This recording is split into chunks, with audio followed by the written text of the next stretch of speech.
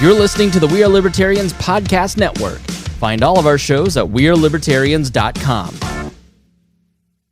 Welcome to Now Hear This. I'm your host, Chris Spangle. Now Hear This is a conversation with leaders in Indianapolis that are working to improve the lives of Hoosiers. Our goal is to empower you to join in their work and make a difference while informing you about the unseen aspects of life in Indiana. If you miss an episode, you can listen via podcast at nowhearthisindy.com. Today, I am talking to Joy's House, which is a great organization located here in Indianapolis. Their website is joyshouse.org. And I am speaking to Tina McIntosh, who is the president and CEO. Thank you so much for joining me. Tell us a little bit about Joy's House. Sorry. Sure. Joy's House has been a part of the Indianapolis and Indiana community for 21 years now, which as the founder is really hard for me to think of and to admit sometimes, to be honest, Chris. But Joy's House is an adult day service is how most people know us. So if you aren't familiar with that concept, it is, I always hesitate a little bit. It's much like childcare. But I hesitate because we're talking about adults. Sure. So these are adults who have some kind of a life-altering diagnosis. It might be Alzheimer's or a related dementia. It might be Parkinson's. It might be MS, results of a stroke, or younger adults who are living with some kind of a developmental disability or something that they've been born with. And so they come to us during the day, and we're open Monday through Friday. We have a Broad Ripple location and a location at UIndy. And then they go home to be with their families and live in their own homes and sit on their own couch and eat at their own dining room table. And our goal is to help keep them in that home, hopefully until the day they take their last breath. And then the other side of our mission is caregiver support services, which I think we'll probably talk about because it is such a big thing right now in the world. Yeah, I have had several family members struggle with Alzheimer's, and it is... not to single one thing out, but it's the thing that I'm most familiar with. And what you find is that the partner is usually very overtaxed because a lot of times, in this particular case, they were older family members themselves, and then they developed it. And so then you have someone coming in and they're ill-equipped to deal with it because they're another family member. I mean, it has to make such a difference when somebody who has resources and just general knowledge comes in. Can you give us an idea of when, what is a situation like in general, before Joy's House is brought into this equation between these two people, and what does it look like after? Oh my golly, yeah. Yes, I can. Before, what we usually find is someone has taken on 1,000 different roles. So no longer am I just the daughter. I'm the daughter, I'm the driver, I'm the nurse, I'm the cook, I'm the, housekeeper, I'm the physician. I become all of these things that I am quite honestly ill-equipped to be. And from a mental perspective, I just want to be the daughter. I want to go back to being the daughter. And so we lose some identity as we're caregiving. Families they're exhausted, they're physically exhausted because it takes a lot to, and I'm sorry to hear you understand Alzheimer's that well, because it becomes personal when we talk about it. It Absolutely. Takes a lot to transfer your grandfather from a bed to a standing position, to a toilet, to a shower, walking down the hall, whatever it is. It becomes very physically taxing for family members, but it's also emotionally and financially, it's exhausting too. So we see family dynamics start to creep in. If I'm caring for my mom, maybe my brother and sister don't like the way I'm doing that. And so it's interesting that we see these people who are in their 40s, 50s, 60s, all of a sudden take on the roles they had when they were in high school. You can see it start to creep in. So there are family dynamics that come into play, which makes it more exhausting. And for us at Joy's House, we find that families don't come to us until it's a little late in the game. I always say I'm a visual learner. So if it's an alphabet and maybe they should have come to us around, I don't know, D or E in the alphabet, we see them at like LMNOP, Right. When it's a little late. And so what we do is we're able to come in and scoop them up, help everybody find their roles and their dynamics again, walk them through the process that comes with these life-altering diagnoses, and then help them kind of put the pieces back together and just find the rhythm again with some what is called respite in the business. It's really some relief for them so that they can go back to enjoying the moments that they have. Because, specifically when we're talking Alzheimer's, let's not kid ourselves, is a nasty disease. It's called the long goodbye for a reason. Mm-hmm. And it's really our job. I say all the time that anything we do at Joy's House, we want to feel embracing.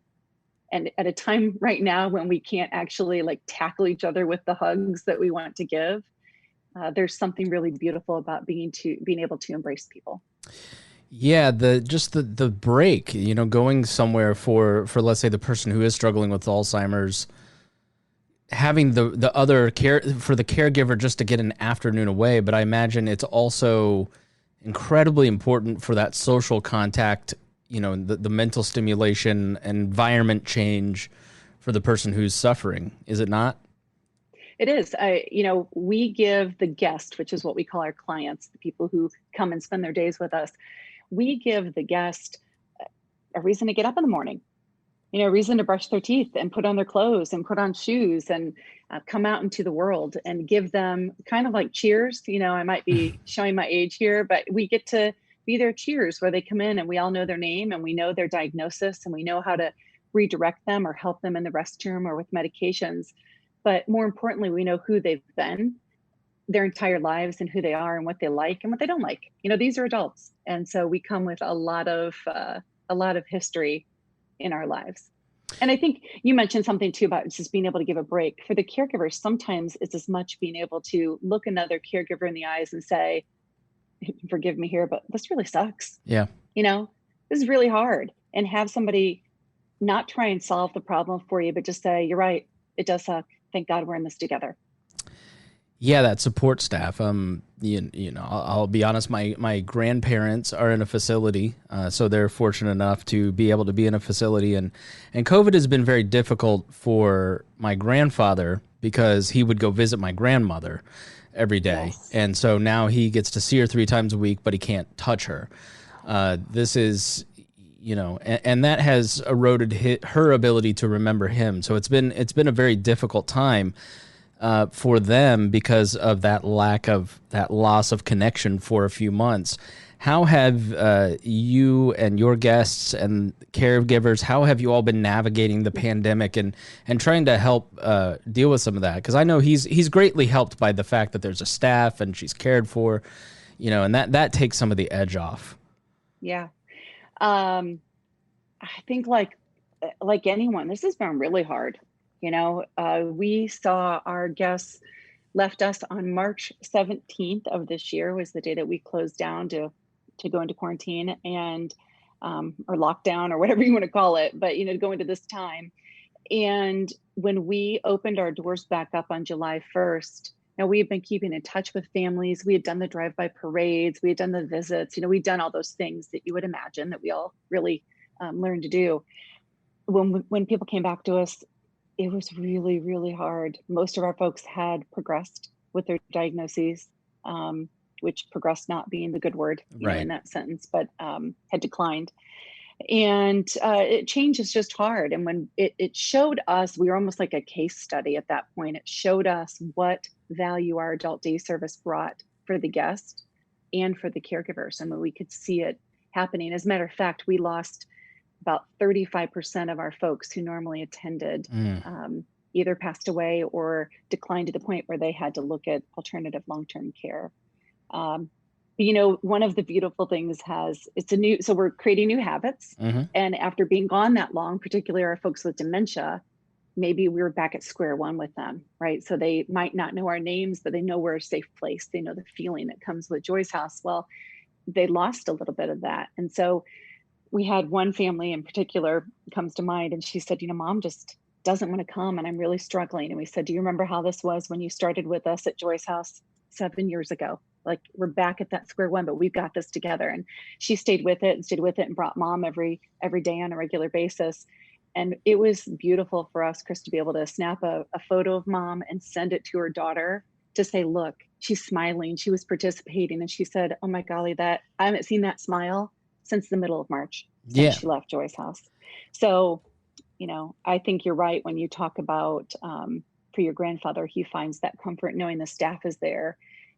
Staff in long-term care and we're healthcare as well at Joy's House, but staff in this industry, I think we sometimes, I mean, let's be honest, in nursing homes in particular, don't always get the best reputation, right? People are really hard on that, but that's a hard job to do. And people who are in this line of work in long-term care and Joy's House and other places, man, we love what we do, and we love these residents and these guests that come. And so I really hope that people see that during this time, and that we're all lifted up, particularly long-term care. I just think it takes special people to be working with an older population, and we're better as a community. We now know for sure as a result, of them. Yeah. Do you have have you talked about the wintertime and the cold and flu season? I mean, my read on everything is we'll treat every cold and flu like it's COVID, especially with the population, the age population that sounds like you're interacting most with. How do you prepare for a long winter? Do you have any insights? Have you thought about that yet? Is it too early for a beer in this conversation? I know. I feel like, how do we solve the problems of the world? But I just keep saying it's rough. We're trying to muddle our way through figuring out so at Joy's House, a big thing for us is I always say we're a bunch of goofballs, and we just, we're dealing with some serious life issues, but we do it in such a manner that our culture is professional, but so informal and so full of love and joy, not to be too corny. I know it's in our name, but being able to serve people again in this capacity is wonderful, but we've had to do it with smaller numbers, because of social distancing. Try keeping a mask on the folks that come to Joy's House. We do our best, and my staff is incredible. They're exhausted at the end of the day. Trying to keep a mask on someone who doesn't want it, that's interesting. But our numbers of attendees every day is smaller than what we're used to. At our broader location, we're used to up to 40, and right now we're serving about 20 people a day. As we get into winter, I think you're right. We lose our outdoor space, and at home you lose your outdoor space. You can't be outdoor in the same way. And you are exactly right with the cold and flu season, and now we throw in COVID. Every cough, right? I mean, how are you? Like every cough I have allergies, and every time I cough, I'm like, there it is. I'm going down. So we're just diligent about watching our guests and taking temperatures and doing all the things you're supposed to do. Where I really worry is for the caregivers at home. Yeah, I think that's a challenge. We don't know what people do when they're home. We're not there with them. So we advise them the best that we can and try and give them helpful tips and supplies and those kinds of things. But I think the caregiving at home is going to be the tough piece. So you mentioned on the alphabet, the LMNOP part, and a lot of that can be caused by the family member who is suffering, denying maybe reality or fighting any kind of intervention whatsoever. And I have to imagine that somebody out there is listening right now thinking of a family member that they know needs some intervention, many kinds, and is resistant to it, but that it's going to be the best thing ever. And I will say in our case, that happened, and life is much better at this point once there was intervention. But how do you, if you're the caregiver or a concerned family member, what strategies would you advise? How do you intervene in that situation with dignity and respect and try to persuade the person that doesn't want to get in the game, essentially, to start pursuing help and the things that Joy's House brings us? Again, we're talking to Tina McIntosh, who is the president and CEO of Joy's House, joyshouse.org. What advice would you have for somebody like that? It's a couple things. One, anytime we're working with someone who would be, for us, the guest or the patient or the person living with a diagnosis, listening is key. Which here I say that to you, who you prompt questions of folks and listen and then share that with other people. But I just have to think about what you do, Chris. How much do you learn just by listening to people that you're interviewing? Oh, a ton. Yeah. Like you're the guy you want in a trivia night. I want you on my team.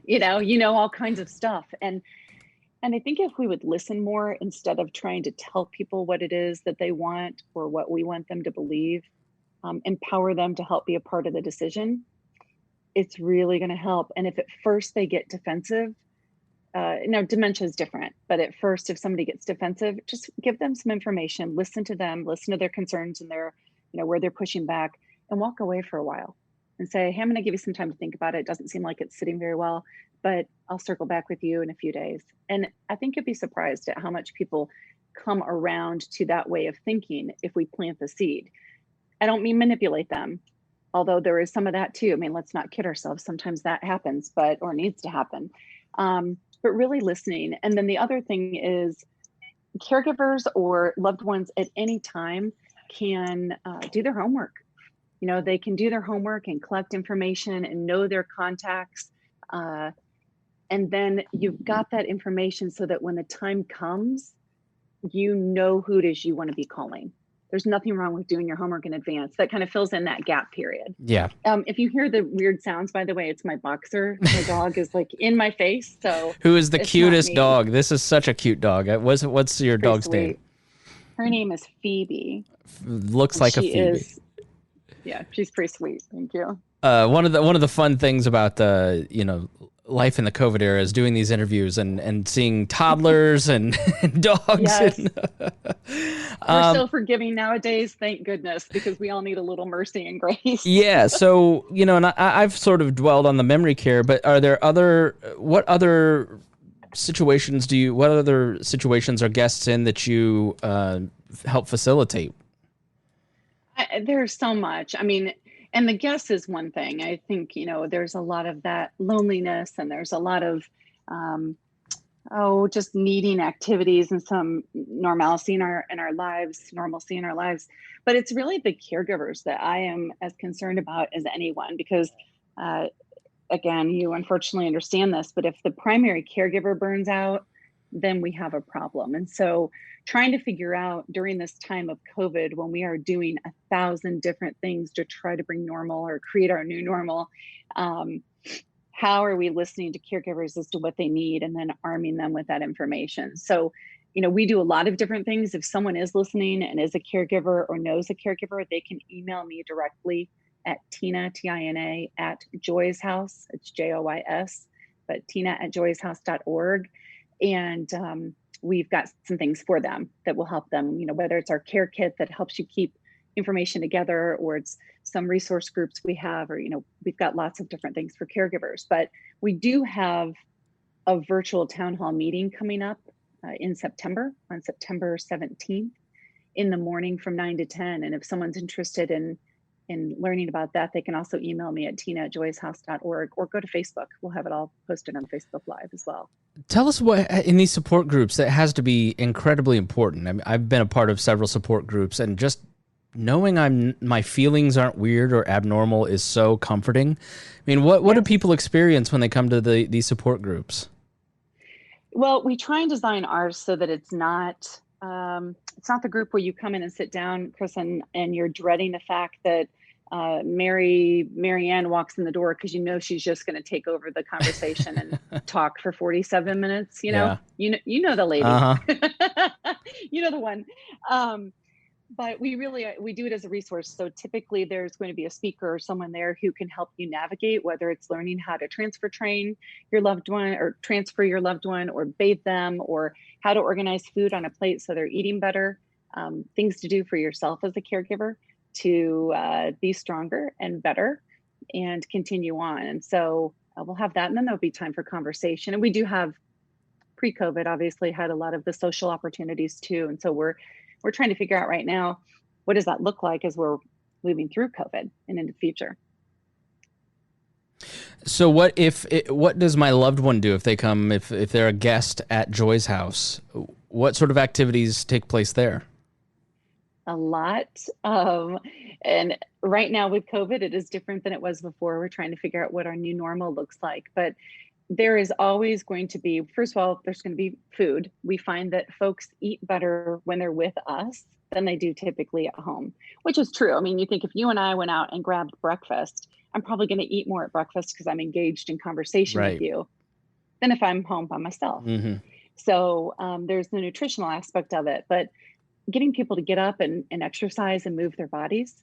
Again, if I'm in a group setting and everybody is doing chair aerobics or taking a stroll outside or throwing a ball around or whatever it is. I might not even look at it as exercise, but it's way more than I'm doing if I'm home by myself. Yeah. But it's really the social part as much as anything. It is having a reason to get up and get out of bed and get yourself ready and out into the world and coming in a place that is designed to be safe physically, but emotionally too. You're safe there and you can share what's going on in your life. If it's if you're challenged with something, or if you want to bring pictures of family, or if you want to sit down and just have a conversation, there's something really beautiful. I'm saying this about social interaction and I'm like, duh, we've all been in this gigantic case study about what is life like without social interaction. And we know we can't live without it. So people come to your physical location. Have you thought about going out into homes or anything along those lines? Do you do any in-home services? We have talked about it. There are a lot of really great non-medical home companion care companies in greater Indianapolis and in Indiana. And so, at this point, we've been referring people to those that we trust and that we work with, and we know others have had good experiences with. But we've talked about what does that look like if Joy's House was to go into the home? Can we do the same activities? Is it the same benefit for the caregiver and the guest? It's a little bit different than a social setting, but I don't know. I wouldn't rule it out for our future. I would say there's some hurdles we'd have to jump when it comes to insurance and things of that nature. But we are like everybody else post-COVID. I say post like it's happened, but in the midst of COVID, we are reevaluating what we look like on the other side of this. How did Joy's House come about? Why did you start it? What was the impetus? For me, it was very God-driven. I had volunteered at an adult day service when I was in college. I went to Ball State and I loved it. But then I got out of school and I decided to do other things. I was an event planner, which was a really great gig when you're in your 20s. My biggest client was the Colts. So that was super fun to do. When you're 27 and either setting up or tearing down an event at 3 a.m. But I had some personal experiences, and like anybody, you have some pretty deep personal experiences and you have to make a choice on if you're going to go to the left or to the right with the road. And so I just started listening a little bit more and I really felt God pulling me to adult day. But when I looked around at what was available at the time in Indianapolis, there just wasn't anything. And I thought I'd go in and be an event planner for an adult day service. I didn't think I'd start one. But I came back. My mom took me on a cruise. She gifted me with a really great vacation and I surrounded myself by water, and it's my spiritual place. And I came back and said, I'm going to quit my job and do this adult day thing. And a very long story made short, my friends gathered around me, Chris, and they were, to my face, kind of pat me on the back and being like, yeah, we'll help you with this. We got this. And then behind my back, they were like, dude, she's lost her mind. And so, but here we are 21 years later. That's excellent. We are speaking to Tina McIntosh, who is the president and CEO of Joy's House, which serves adults who are living with life-altering diagnoses and provides an escape, and a fun escape, it sounds like. And I imagine there's a lot of people who are listening and would love to help. Tell us about some events that you've got coming up, and how can people help you? Yeah, I want to, if I may reiterate, that if somebody is a caregiver or knows of a caregiver, reach out to us. We're not going to try and sell you on coming in for adult day service. We want to help. It's part of our mission is for caregivers in general. So, email me at tina@joyshouse.org. Other than that, we've got this town hall meeting coming up where we're going to be speaking with people from across the nation as to what it means to be a caregiver during this time, and some helpful tips as you're caring for a loved one. In addition, we've got in October 16th is a Friday, and we've got our annual event coming up. And I'm sure you've talked to plenty of people who say, we normally have 500 people in attendance. And this year we're virtual. And it's like, what does that look like? We this year are calling ours the Living Room Lounge. And so you wear your best lounge wear because you're going to be on your couch. And we're going to do less than an hour of an event. So October 16th. And you can check out our Facebook page to see about that. But we are going to do everything we can to make it not only informative and a fundraiser for Joyce House, which we need, we're not for profit, but also to make it really entertaining and fun. So if you have a company and want to be a sponsor, or if you want to give in kind to our auction or anything, just, again, email me at tina@joycehouse.org. And then if somebody just wants to flat out make a donation, man, we'll do everything we can to make you proud, but we do need the support. And you can just go to joycehouse.org and click on the Donate Now button. And that is the Virtual Joy of Journey Town Hall on September 17th, and then also the Living Room Lounge on October 16th. And you can find out about those at joycehouse.org, and be sure to follow them on social media and Facebook. Tell us a little bit about the Hau'oli Project. Yeah, the Hau'oli Project is something that we created when we all went down on lockdown during COVID. And Hau'oli, it's even hard for me to say. The Hau'oli Project, it means joy in Hawaiian. And it is where we are marrying up family caregivers with a trained and vetted volunteer. And really at a time when we need that comfort and we need that extra support and someone to listen. Yeah. Can I imagine if you're a caregiver, you have a lot that you want to vent. And it's hard. And the nature of venting about difficult situations is that you eventually wear out other friends and family. I mean, so is that an important part of the Hau'oli Project? It is. It's an important part of the Hau'oli Project for those relationships, but it's an important part of what we do every day at Joyce House. And you're right. I mean, I remember years ago when we were way back in the day when we could do these large in-person events. We had a couple hundred people at a caregiver retreat, and there were these two sweet little older women, little puffy gray hair, just these beautiful women sitting at a table, and I knew them both very well, and I walked up on them, and to be fair, I snuck up behind them. I didn't do it on purpose, but that's what happened. And I heard one of them turn to the other and say, sometimes I just want to lock him in a closet. And there might have been an explicit in there. And I was like, okay, hold the phone. You're not going to really lock him in a closet. And she, laughed, and she was like, no. And the other one's like, but I feel like it too. And so we had this very healthy conversation about no matter how much you love somebody and how many smiles there are and how many good moments you have with somebody, the reality is sometimes you just want to lock him in a closet, and you shouldn't do it. No one should do that. I want to be clear. But having that safe place to connect with another caregiver and somebody who gets it, who says, hey, that's, like you said earlier, Chris, that's a normal feeling. Yeah. And it's okay to feel that way. And how do we work through that feeling and get to the next one? That's what we do for people every day. So yeah, whether or not they want to be a part of the Hau'oli Project, somebody could volunteer, or whether or not you're the actual caregiver, that's on our website too. Let us know. But anytime you need anything, if you're a caregiver in that situation, you call us at Joyce House, and that's what we're there for. All right. I end every program with this question. What is the thing that you see every day that you wish everybody understood about your work? Oh my golly, why does that make me want to cry just hearing the question?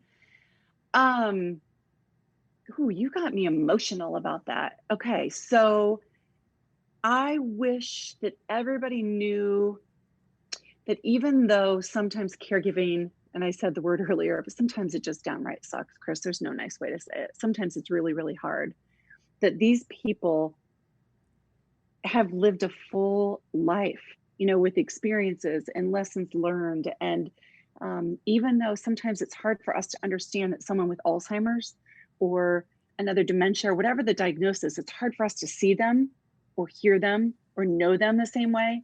I really believe they're still in there. And it's those little moments when somebody's eyes get clear that you've had a breakthrough, or they call you by name, or they just smile at you.